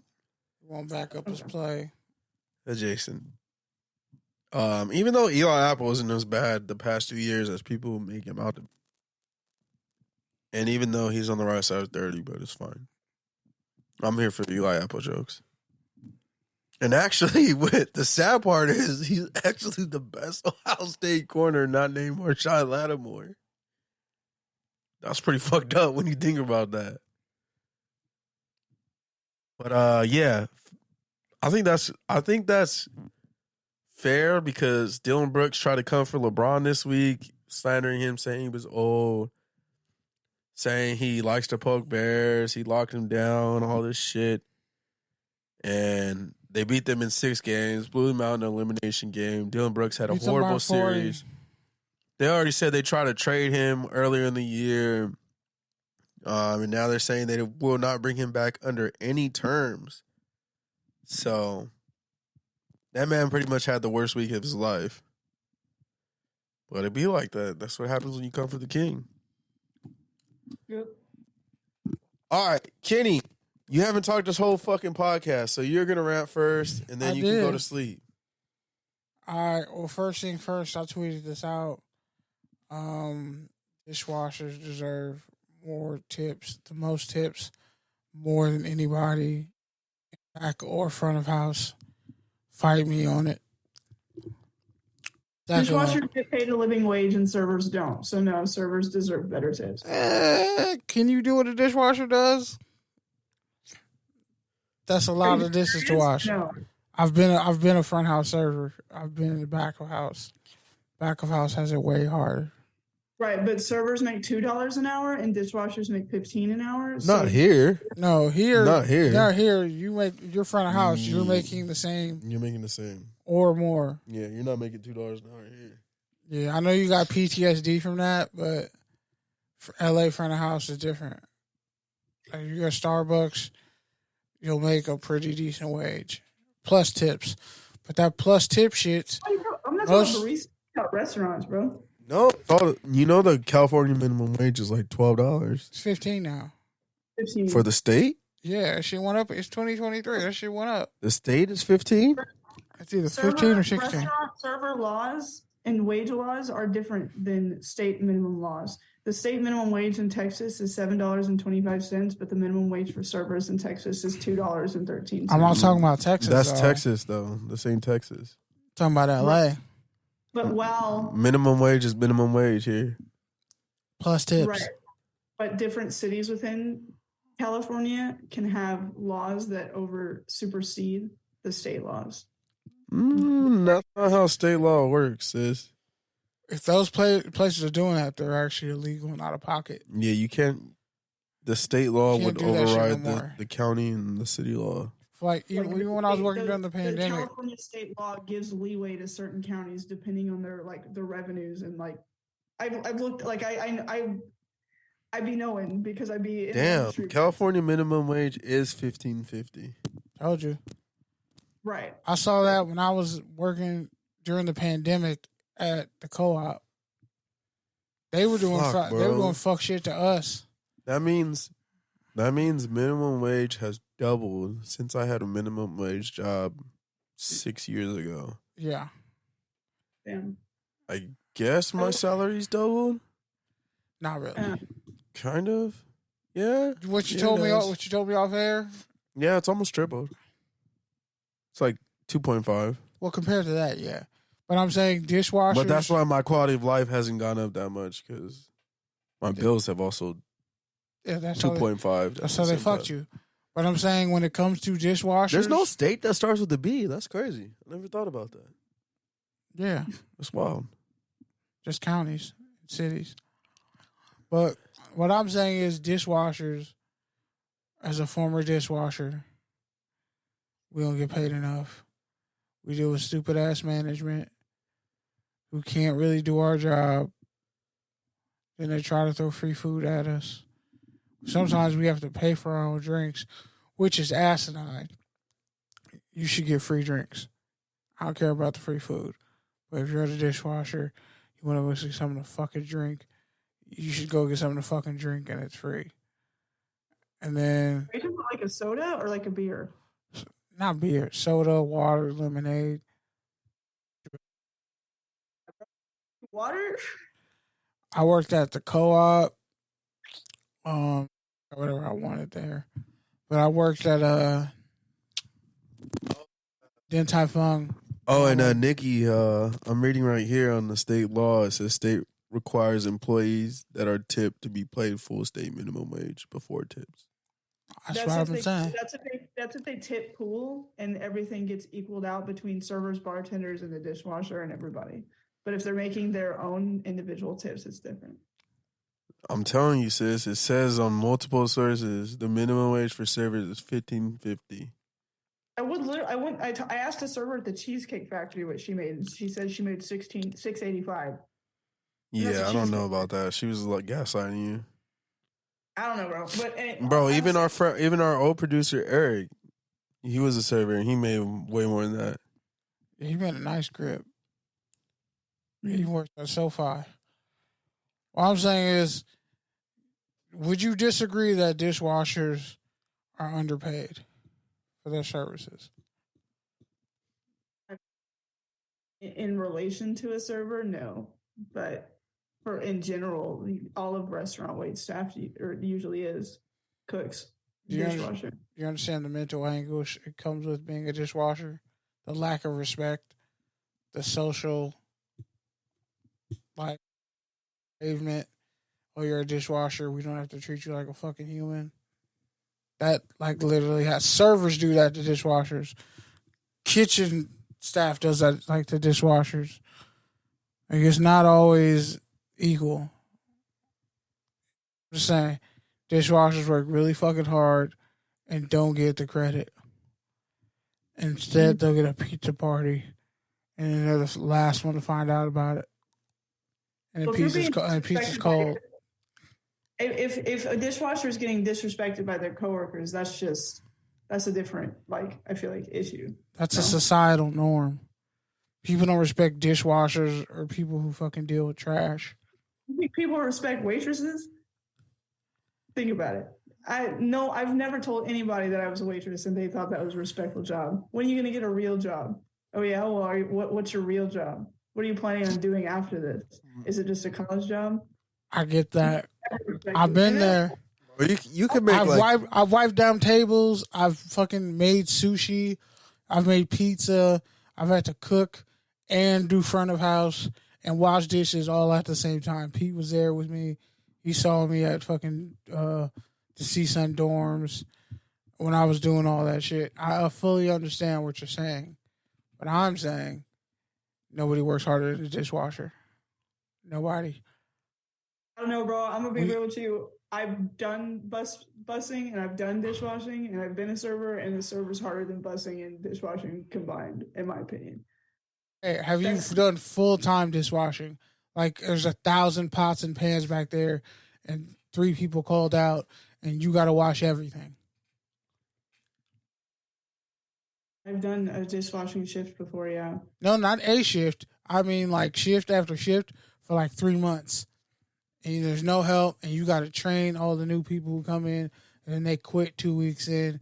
And yeah, the servers get more help, but like, the dishwashers get fucked more than everybody. The restaurant that I worked at for 3 years, we didn't have a dishwasher. The servers washed the dishes, so we were it was a part of our side work. Yeah, you just got fucked full on. Yeah, they should have doubled your salary Making for doing $3 and washing dishes. That's fucking wild. Yeah, I would tell her right to kiss my ass. I wouldn't do that. I would. Because cash tips. I would have been a prostitute. And Republican white men in Texas tip very well. You know how much food I took when they told me I had to bust tables, wash dishes, and make 100 rolls of sushi an hour? I don't care how much money I'm making. I'm not tipping $20 on my 2 for $20 at fucking Chili's, bro. Like, that's true. Fuck out of here. That's very true. Take my ass to Mastro's and get a fucking real steak. Like, what are we fucking around for? So, like I said, Republican white men tip very well. They don't care about you as a human, but they will lay down some money for you to talk to them. I'll tell you. All right, Kenny, finish your rant. Sorry, I didn't. All right. Also, semi-frozen water with chunks in it is the only way to eat. It's the only way to drink water in life, or juice. I don't like room temperature water anymore. Room temperature juice. My shit has to be out the I have to take it out the freezer, and there has to be some chunks with some juice in there. That's the way I want my shit. That's the way I want my water. That's the only respectable way to drink water or juice. In my older age, that's what I've learned. So, like, I never knew how much I needed applesauce in my life. Like, shit fire. You just hate fucking texture, bro. What's wrong with you? No, I like texture, but like, I was fucking really weirdo, bro. I always thought I used to shit on applesauce. Fucking Chucky juice and applesauce. What are you fucking 6? You gonna shit on Capri Suns next, you motherfucker? Yeah, bro. I haven't had a Capri Sun in the solid like 5 years. Cause you're a fucking weirdo. No, I don't need fucking Capri Sun, bro. They're delicious. They're not. It doesn't say this is only for kids. It was fucking delicious to drink Capri Sun. This motherfucker be. Had a Capri Sun in 5 years still insinuates that you've had a Capri Sun as an adult, though. Yeah, that's what I'm saying. I'm not shitting on Capri Suns. They're fine, but like I'm not gonna go out of my way to have a Capri Sun. I have a Capri Sun at the family party when there's literally nothing else to drink. Sure, and also I'm not gonna go on a 4-day fucking juice cleanse and then sit up here and talk about fucking corn processed fucking sugar drinks in a little silver pouch, how great they are. I like Capri Suns way before that. What the fuck is the point? I like Capri Suns way before that. And lastly, we all know Kool-Aid Jammers were better. Okay, you got a point, but fuck you. Because that's Kool-Aid. So that's even worse. Kool-Aid's even worse than fucking Capri Suns. Because it's all sugar. At least it was actually colored, though. It's food dye and just At least sugar. it was actually colored. Did you drink the green? All the Capri Suns were just fucking clear, adjacent juice. It's flavored water. Yeah, pretty much. No, it's flavored water. So fuck off. But applesauce is delicious. Applesauce is fucking disgusting. I snagged one. No, they got like some blueberry mango pineapple shit. Bro. Nah, bro. They that. They upgraded their Capri Sun. You gotta get Mott's. I'd rather eat fucking hummus out of a fucking. You gotta get bowl. Mott's applesauce. Ugh, that's fucking poverty, bro. That shit. You just gave me fucking poverty trauma. Fuck. It's only poverty because you know you can buy 5 times the amount. Yeah, and I don't need that shit. That's just not good for you either, bro. That's just probably not even apples.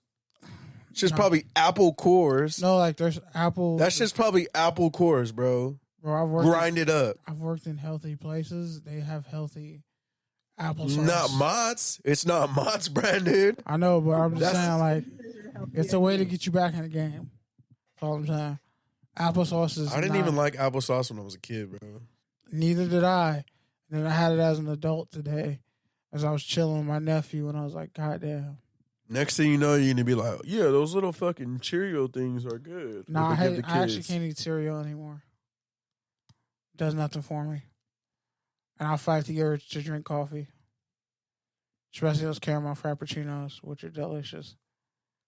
But This is the longest fucking pointless rant you've ever had. I mean, I just also last thing. Eat, don't say shit. Sometimes in life you gotta cut toxic people out. Sometimes it hurts everyone around you, but to you it feels great to have that leash off your neck. And don't apologize for it, but don't be a dick about it either. And also it says here applesauce is low in vitamins and minerals. Who gives a fuck? It's delicious. Not good for you. It tastes good. There's That little cup has fucking 14 grams of sugar. ice cream ain't good for you either. That little tiny cup has 14 grams of sugar, bro. I don't give a fuck. That's wasted sugar. If I eat one a month, Bro, have fucking 2 Oreos, bro. if I eat one a month, I'm happy. You're saying, Nikki? Those little go-go squeezes, those applesauce little packets. Nasty The Go-Gurt too. sticks? Those are fucking nasty. Like long distance, like runners will eat those while they run. They have a lot of potassium. What did you just say? They keep up your energy while you run. Hold And, on, like, 1 second. They have a 1 lot of second. potassium. Nikki, I need to. They have a lot of Yeah. potassium. You said, Potassium. yeah, you said something else. I was like, what the fuck did he just say? All right, go ahead, Nikki. My bad. Your turn, Nikki. I was just saying that they're really.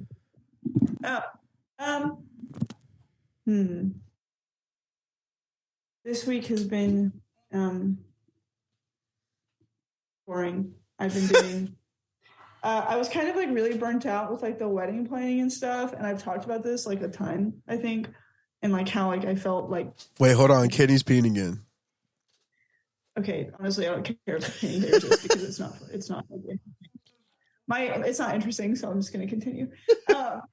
So I felt really burnt out, and and like it was mentally tasking on me because there's like a lot of things a lot of memories and feelings that I wasn't really my favorite bringing up about it, I guess, and it kind of put me in a bad place while planning the wedding, and it made me almost like resent planning it, which sounds weird, but not this last week, but the weekend before, I had the misfortune of heading back to Texas for a little bit and heading to a wedding of some really good friends of mine, and it was honestly like the way that they did it, like it was not like my style or my like the way I would. Not really a religious person, and it was like super Catholic and just very like formal and boring, but like at the same time it made me feel a lot better about my wedding planning because I enjoyed myself a ton, getting to reconnect with my friends and stuff and see like a ton of people I haven't seen in a long time, and the vibes were just really good, and knowing that was going to be me, but like obviously better, but that was going to be me in a year's time, I guess rekindled my feelings for my own planning, because I realized that the feelings that I'm feeling, the negative feelings that I'm feeling around planning it and stuff, I wouldn't be feeling it on that day hopefully not. I'll be more focused on like my friends and, just having a good time and connecting with people and making memories. And so it's reinvigorated my attitude towards it a little bit. And I started, because I was putting stuff off for a while because I just didn't want to deal with it. I didn't want to think about it. But I've gotten back on the horse and I've been doing more stuff. I finalized details for my engagement party that's coming up in about a month and a half. And gonna go wedding dress shopping and stuff with my future husband's mom, which I don't know how that's gonna go because like the style I'm looking for is kind of I don't know, like sexy, I don't know, like very whatever, and I feel like it's gonna be weird because I'm gonna be like, hey, my future husband's mom, check it out, like what do you think, like I don't know, but hopefully that won't be weird. But other than that, I'm really excited and I'm happy that I went to that wedding, not just for my friends but for myself, which is super selfish, but I don't care, and that's all. You just have to accept the fact that it's going to be weird, but it's okay because your relationship is going to change. Yeah, Like, it's gonna be weird, but it's gonna be. Yeah. It's gonna change. Your relationship is gonna change, so it doesn't really matter. Like, it's good to have that weirdness. It might bring you guys closer. The thing is, though, is like the one thing about it is that up to this point, she, she hasn't like paid for anything or whatever, and which I'm not expecting her to. I'm not saying that, but like she was very like adamant about wanting to contribute somehow, and so she wants to pay for my dress, which is obviously super, super generous and awesome of her. But at the same time, like, not only do I have this kind of like, it's not like scandalous or anything, but like this like, type of style in mind that I'm going to have to like try on several of them to find the nice one. And then it's like kind of an expensive style as well. And so not only am I going to like, pick this dress, but I'm going to make her pay for it too. I mean, again, though, like, you are who you are. Like, you want what you want. Like, that's part of why you're getting married to the person you're getting married when you're getting married. So, like, at some point, she's just going to have to accept that too. Like, or you just have to graciously thank her for her offer and do your own fucking thing. But, like, either way, I sent her photos. I sent her photos of it, and then she was like, "Oh yeah, I like the sexy dresses too." And I was like, "Okay." Yeah, see, there you go. So it's good. See, you're putting anxious thoughts towards something that's going to be great. So I never started the conversation like that. She did, and so like she put it in the air. I was like, oh, but I don't know. I'm clearly overthinking it, but it's gonna be fine. I'm gonna have a couple of my bridesmaids there too, so it's not gonna be just like me and her in a room. You know what I mean? Yeah, it'll be fine. You're gonna have fun, and the same thing with the planning. Like, dude, it's you're literally planning a fucking life event. Like, there's a reason why you're planning it a year and a half in advance. Like, it's an overwhelming process. It's okay for you to get burnt out, but like you said, you're getting back on it. So that's what matters. You just have to focus on that. Yeah, I mean, it was less of like just like the stuff that I've talked about before about how just like not being interested for various reasons. I mean, it makes sense. It's fucking hard. It's another thing on top of your million of other things you got going. So it makes sense, but. And you wouldn't like. I was like, I've been really surprised how much time it takes. Like, really? How much time out of my day it takes. I mean, I've planned fucking small breakfasts with like 40 people, and that shit's fucking taken all my life. So I could only imagine like a serious life event, fucking thousands of miles away. Like how much bandwidth that would take. Like, that's part of the reason why I don't want to get married. Like. Yeah. No, that's how I'm like, bro, I mean, don't get me wrong. Like, it's going to be great. It's just like, my fiance he has a lot of stuff on his plate. He has like pretty much 2-3 jobs really. And it's like, he's constantly like having to work and do stuff and writing essays and like doing medical stuff. And if he's not there, he's at UCLA lab. And if he's not at UCLA lab, he's at his research for the other, there's just like all this crap going on. And so like he doesn't literally physically have time to like sit down very often with me and like go over it. So it's kind of just like, I'm left to my own devices with it, I guess. And it's just, overwhelming sometimes, but it's going to be great because I'm a perfectionist and it's not going to be anything worse than S tier wedding for sure. All right. We're looking forward to the better than S tier wedding. That's the title. This is a better than S tier podcast. S plus tier. All right. So for me, I don't even remember the last time we recorded, but I think that was before I went to Coachella. So, yeah, my Coachella update was Blink-182. It's pretty sick. I feel like they only got like a couple more years of their voices like being semi-okay. So I'm glad I got to see them before their voices really crap out. I think it's funny because they were making like millennial fucking inappropriate jokes. and they were kind of falling flat, but like the people in the back, like my age, were laughing. So it just kind of shows like the underage. Yeah, the difference in kind of generations, but I just thought that made it extra funny. The fact that they fell flat like made it more funny because, yeah, I mean, even a lot of their music, like a lot of their songs, like they say shit that like you couldn't say now without getting canceled. But it was dope. Calvin Harris was dope. I wasn't even in the pit, and it was dope. Metro was dope. I discovered a couple other DJs that I didn't know before, that I'm now kind of fans of. So that's always a good thing about Coachella is going and finding new music.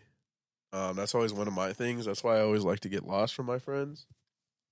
Just because otherwise you can find yourself in a trap of just listening to the same stuff you listen to all the time. And that kind of defeats the purpose of being at a huge-ass music festival with 7 different stages. And I actually lost like 10 pounds because you only eat like 1 meal a day and you walk like 10 miles a day. Like all our iPhones, like people are walking like 10 to 15 miles a day just because the venue's so vast. And if you're camping and catching Ubers, like all that mileage just adds up. But yeah, I also realized I'm not 27 anymore. I'm not 25 anymore. Like I had to take naps. Like it was a whole thing. Even during some of the more low key performers like Rosalia and Kelly Uchis, like I fucking knocked out. Like I was in the beer garden just knocked. And of course, thousands of people walked over me, no problem. Everyone just stepping over me because if you ever been to a music festival or a rave, like people knock out. You step over them. Like it's a whole fucking thing. Watch where you're stepping. But of course, it only takes one dude in the fucking Joey Bosa jersey to fucking kick me in the head and be like, oh, watch out. Like, okay, bro, the thousands of other people stepped over me, no problem. But you had to be the guy. And my dumb ass wore a fucking Kawhi Leonard jersey on the day when he was hurt and sat out. So I was getting just gaslit by everyone. Laker fans were gaslighting me. Suns fans were like, hey, what's the score, bro? Gaslighting me. Clipper fans were coming up and hugging me. Like, it's okay, bro. Like, it's okay. Patting me on the shoulder. Pretty lost, bro. Bro, like, I might as well have just worn a fucking shirt that said talk to me. Like, because everyone was fucking talking to me in that jersey. Security guard were like, yeah, that jersey's hard, bro. Someone woke me up from my nap and was like, hey, bro, your jersey's hard. Like, okay, thank you. Like, I'm fucking sleeping, dog. Like, what? Like, I was all mad, but I had to be nice. I was like, okay, thanks. So, you yeah. Really took a nap on the ground, though? Like, you couldn't find, like a bench or something? It's a polo field. Where are benches on a polo field? You said beer garden. And so when I'm thinking beer garden, there's got to be, like, a picnic table somewhere. Yeah, but they're all full with people, and it's probably cleaner to knock out on the grass, honestly, than the fucking table. And my friend completely ruined Coachella ass for me because he's like, yeah. Girls were walking around with their bodysuits blown out, like just fucking undone, like long ass days. I'm like, fucking. Yeah, my buddy was like, yeah, just imagine those fishnets on the fucking porta potty floor. I'm like, oh my God. Like, fuck. Coachella's nasty, but it's like the best and the worst thing, like ever. Like, one of those things where it's like I never want to do it again, but it's also like the thing that makes it suck is also what makes it good.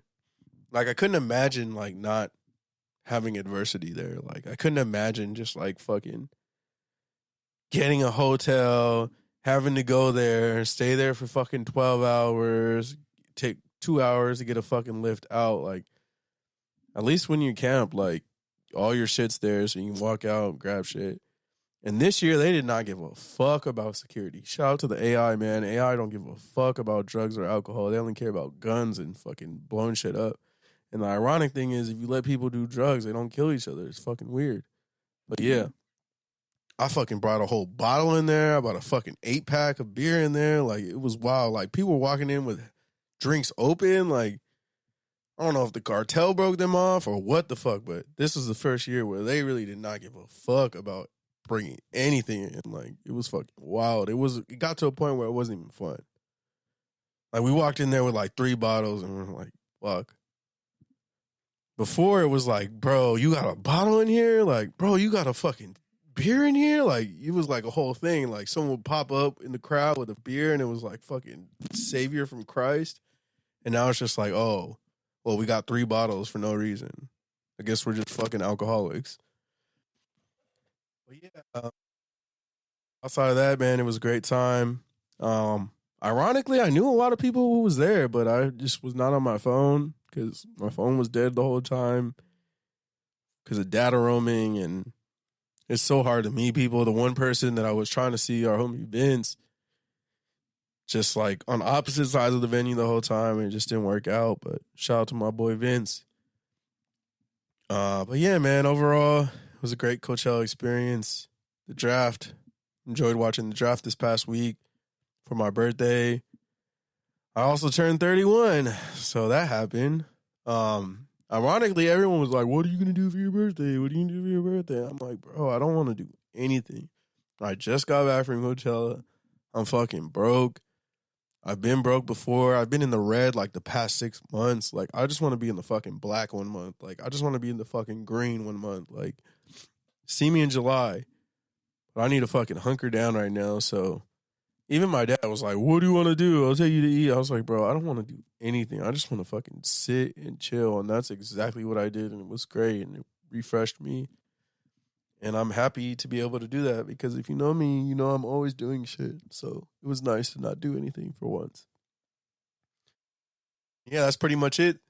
This is Touchdowns and Tangents. We're way over time, but we thank you for listening to us. Shout out to your favorite podcast app. Shout out to all the prospects who got drafted. Shout out to the ones who didn't get drafted and are still trying to pursue the dream. Shout out to all of our families who make sacrifices so we can come on here and record every week. Shout out to everybody who has a nutritionist. Kenny needs one. I definitely need one. I'm looking for one. And yeah, that's it. My body hurts. Have a good week. Peace. Peace.